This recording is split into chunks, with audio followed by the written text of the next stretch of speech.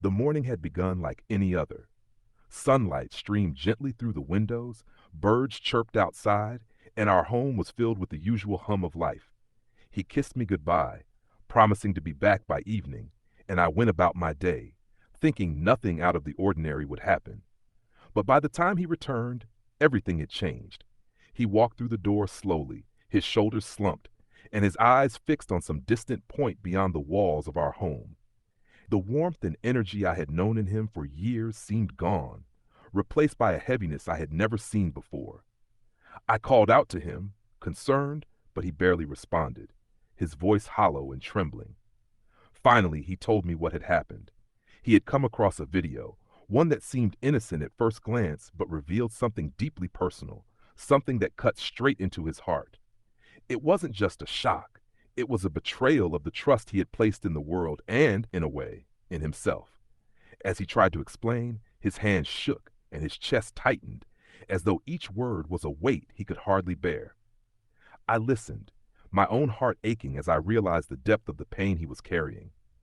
Days passed, and the shadow over him only grew darker. He moved through the house as if he were walking through water, slow and deliberate, avoiding eye contact, avoiding the life we had shared. Meals were eaten in silence, and the sound of his laughter, once so comforting and familiar, had disappeared entirely. I tried to engage him, to spark the old light in his eyes, but every attempt seemed to fall flat, met with a quiet distance that I could not bridge. Even our conversations felt different. He spoke in clipped sentences, careful not to reveal too much, but the tension beneath his words was unmistakable. Sometimes he would sit for hours staring blankly at the wall, lost in thoughts I could not touch. Other times, he would replay the video in his mind, muttering fragments under his breath, haunted by images that refused to fade. Friends and family noticed the change too. Invitations were politely declined, phone calls left unanswered, and when he did appear in public, there was a quiet tension about him that made everyone uncomfortable. I felt helpless, watching the man I loved withdraw further into himself, his world narrowing until it seemed the entire house had become a cage of memories and shadows. Weeks turned into months. Slowly, I began to understand that this wasn't something that would simply pass. The video had left a permanent mark, changing not just his mood, but his very essence. The optimism and joy he had once carried so effortlessly were replaced by caution, doubt, and quiet pain.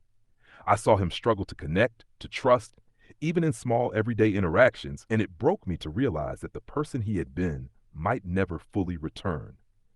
Yet, in quiet moments, there were glimpses of the man I knew, a fleeting smile when he thought I wasn't looking, a gentle touch in the dark of night, a whisper of reassurance that he still loved me. Those moments were fragile, easily overshadowed by the weight he carried, but they reminded me that he was still there, somewhere beneath the shadow, trying to find his way back. I learned to live with the new reality, a husband forever altered by something he had seen, a love that had to adjust to the pain that could not be erased.